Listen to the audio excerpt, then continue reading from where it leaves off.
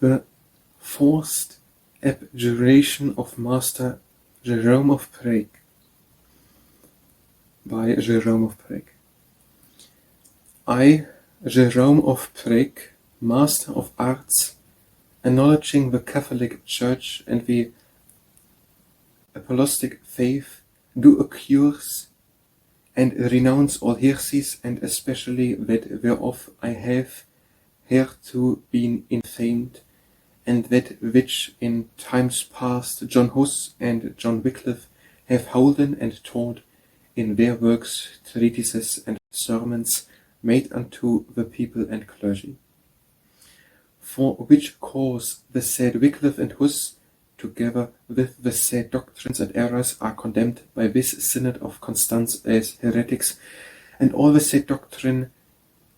sententially condemned, and especially in certain articles expressed in the sentences and judgments given against them by this sacred council. Also I do accord and agree unto the Holy Church of Rome, the apostolic seat in this sacred council,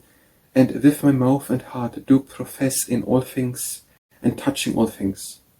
and especially as touching the keys, sacraments, orders, and offices, and ecclesiastical censors of pardons, relics of saints, ecclesiastical liberty,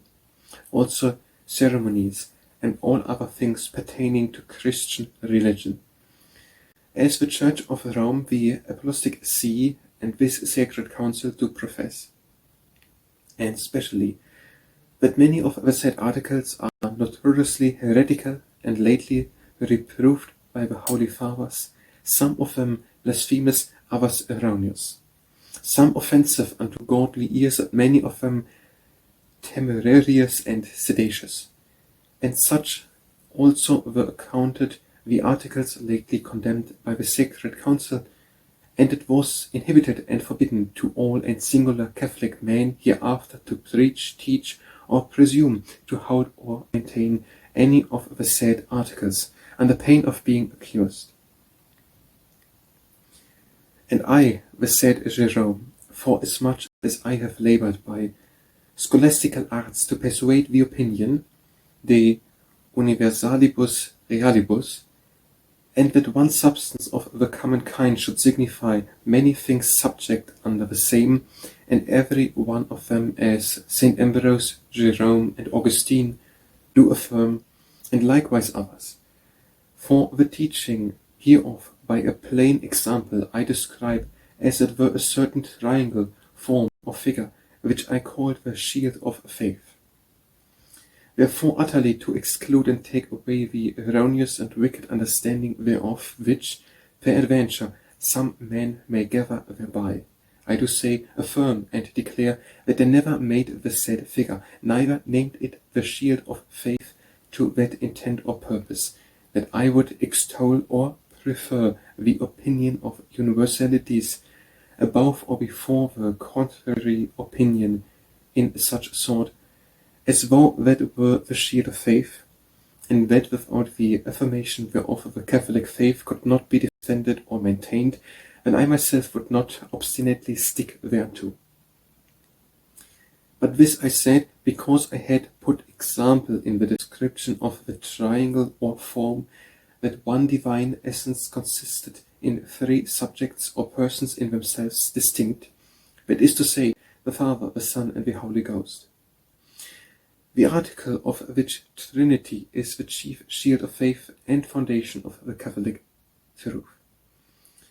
Furthermore, that I may be evident unto all men what the causes were for which I was reputed and fought to stick to, and favour sometime John Huss, I signify unto all men by these presents that when I heard him oftentimes both in his sermons and also in the schools, I believed that he was a very good man, neither that he did in any point gainsay the traditions of our Holy Mother the Church or holy doctors, inasmuch as when I was lately in this city, and the articles which I affirmed were showed unto me, which were also condemned by the sacred council, at the first sight of them I did not believe that they were his. At least not in that form. But when I had further understood by certain famous doctors and masters of divinity that they were his articles, I required for my further information and satisfaction to have the books of his own hand written showed unto me, wherein I was said those articles were contained. Which books, when they were showed unto me written with his own hand, which I did know as well as mine own, I found all and every one of those articles therein written in like form as they are condemned. Therefore I do worthily judge and think him and his doctrine with his adherents to be condemned and reproved by the sacred council as heretical and without reason. All which premises with a pure mind and conscience I do here pronounce and speak. Being now fully and sufficiently informed of the aforesaid sentences and judgments given by the sacred council against the doctrines of the said John Wycliffe and John Huss, and against their own persons, unto which judgment as a devout Catholic in all things I do most humbly consent and agree. Also I, the aforesaid Jerome, who before the reverend fathers, the Lord Cardinals and reverend lords, prelates and doctors, and other worshipful persons of this sacred council and this same place, did heretofore freely and willingly declare and expound mine intended purpose, amongst other things speaking of the Church, did divide the same into 3 parts. And as I did perceive afterwards, it was understood by some that I would affirm that in the triumphant Church there was faith. Whereas I do firmly believe that there is the blessed sight and beholding of God, excluding all dark understanding and knowledge. And now also I do say, affirm, and declare that it was never my intent and purpose to prove that there should be faith, speaking of faith, as faith is commonly defined, but knowledge far exceeding faith. And generally, whatsoever I said, either here, there, or at any time before, I do refer and most humbly submit myself unto the determination of this sacred council of Constance. Moreover, I do swear both by the Holy Trinity and also by the most Holy Gospel that I will forevermore remain and preserve without all doubt in the truth of the Catholic Church. And all such as by their doctrine and teaching shall impugn this faith, I judge them worthy together with the doctrines of eternal curse. And if I myself at any time, which God forbid I should,